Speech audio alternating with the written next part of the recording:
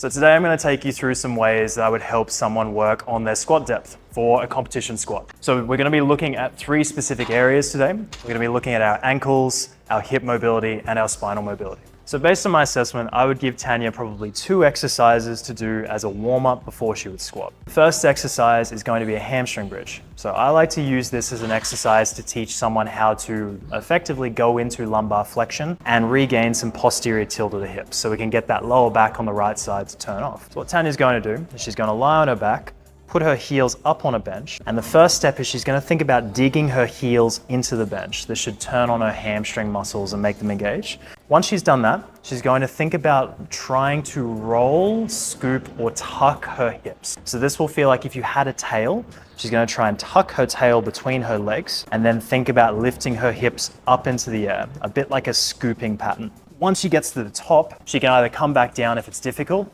or she can try and hold that position if she's able. And like generally in this position here, if we were looking at Tanya's hip thrust, we would want to try and cue her into more of that tuck of the hips. So we want to try and make it feel like her abs are really contracting, her tailbone is really tucking under, so her glutes are hiding, and her hamstrings are borderline cramping in this position. I'd say we'd want to hold this for about 3 to 4 sets of 30 seconds. So the second exercise I would give Tanya is going to be a flamingo. If you've worked with anyone for Performotion, you're most likely going to be very familiar with the flamingo. And there's about 40,000 different variations we can give. It's a very versatile exercise. We're going to use it for Tanya to effectively restore that external rotation on her right leg. So what I'm going to get Tanya to think about, she's going to get the foam roller against her inside leg, and she's going to be standing on her right leg. So she's going to lift her left foot up off the ground. She's then going to roll or hike that left hip up the wall as high as she can, and that should get her right glute to turn on. And then she's going to twist her right thigh outwards. So I like to use the cue of imagining I've drawn a little X on the front of my quad, and she's turning it out towards the camera as much as she can. She's then just going to hold the position in a hinge. And as you can see, she's going to start shaking and sort of teetering about. It's quite challenging, but once again, we'd also want to do this for 3 to 4 sets of 30 seconds, just on this right side for the sake of the shift.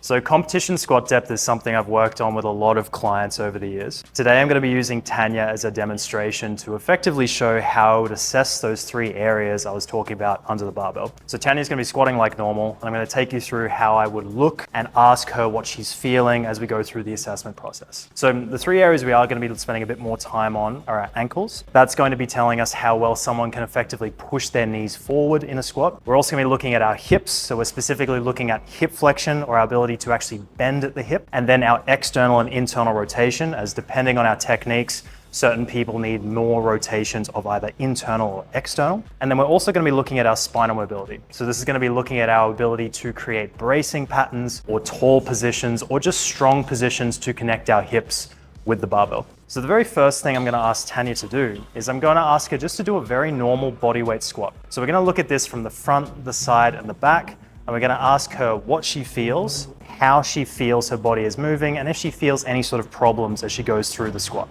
I generally like to look at the squat from the front first. So I'm going to ask Tanya to do about 5 squats, wherever she would feel comfortable in putting her hands out in front or across her shoulders. I typically just ask her to squat down as low as it's comfortable to, or just how she would try and do it when she's under a barbell. So once she's finished it, I'd ask her effectively what she feels. So Tanya, do you feel any sort of weird sensations in your squat? Not weird sensations. Great. Anything that feels bad? I feel like I'm going to my right side. Gotcha. So you feel like you have a little bit of a shift to the right side. Great. So based on that, I would then look at the squat from the back. So I'd ask Tanya to turn around and do the same thing of 5 reps from the back, trying to not cue anything differently. And we're going to be looking for that little shift that she was talking about towards the right side. So one thing we can see with the squat at the moment is her right glute is dropping down a little bit lower or sitting back a little bit further. So this can generally indicate that someone has a bit more access to internal rotation with their squat. And internal rotation typically allows us to move across to the leg that's internally rotating.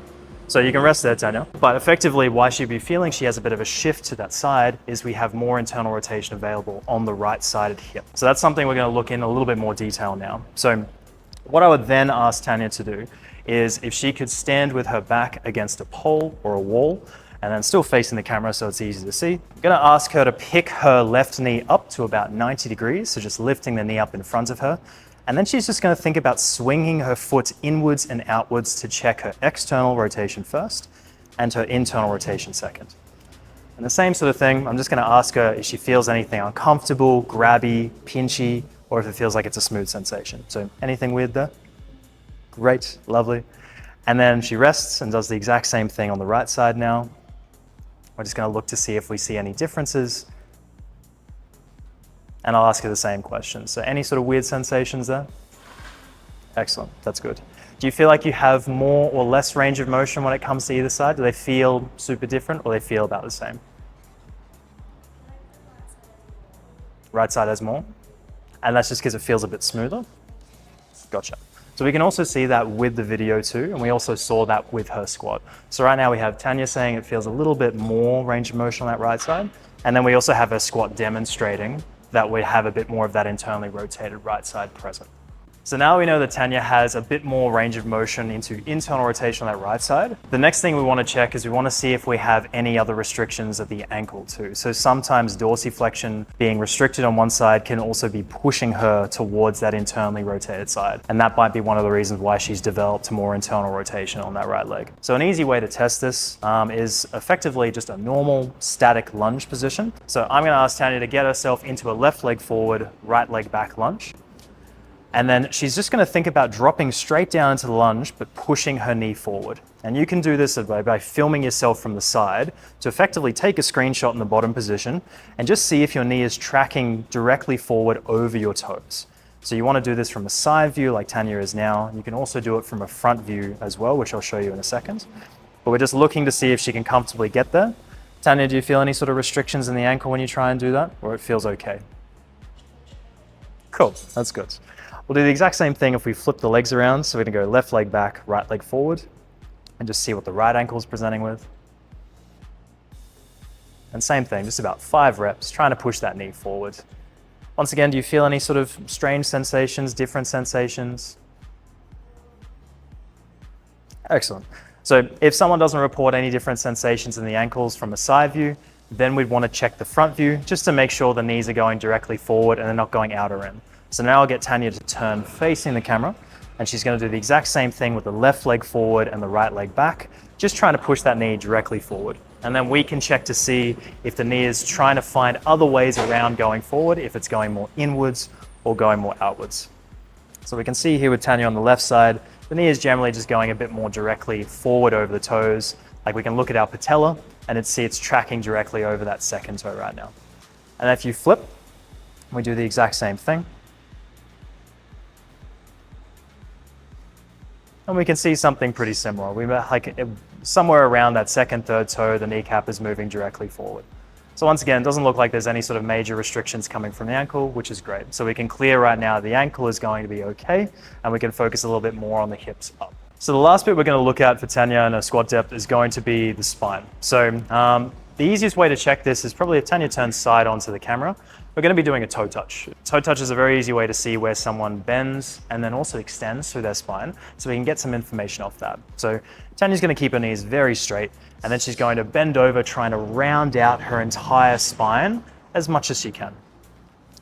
And then we're just going to look from the side view and effectively just look to see if we see 1, any creasing in the shirt, or 2, any like flatter areas throughout her spine. So we're looking all the way from her upper back straight down to her lower back at the very top of her glutes.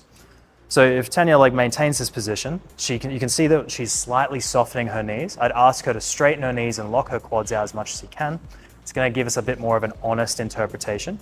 So one thing we can see here is through the middle of her back, we've got pretty good rounding. So she can round out, we're not getting too much creasing through the shirt. But sort of around the very lower back, right before it turns into the glutes, we have a little bit of creasing on one part of a shirt. This can often indicate that that's where someone is holding extension or arching of their lower back. So we can now check that if Tanya stands up and staying in a sideways view. We're going to ask her to think about squeezing her bum forward, hands on hips, and leaning backwards into a bit of a bench press arch and seeing roughly where she would extend. So based on that creasing, we would mostly assume that she's going to be arching a bit through her lower back, which we can see through here. We're seeing that the angle that her lumbar spine is arching at is increasing as she leans back.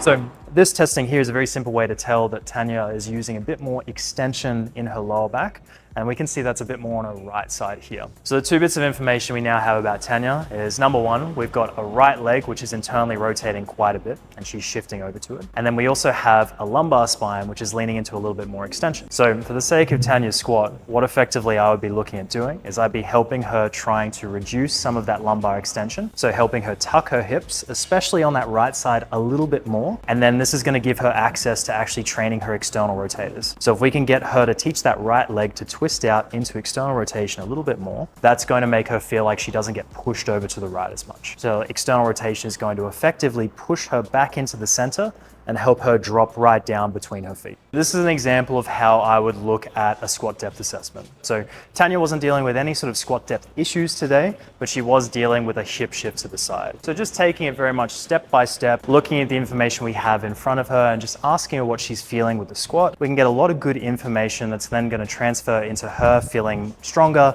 and more efficient in her squat pattern.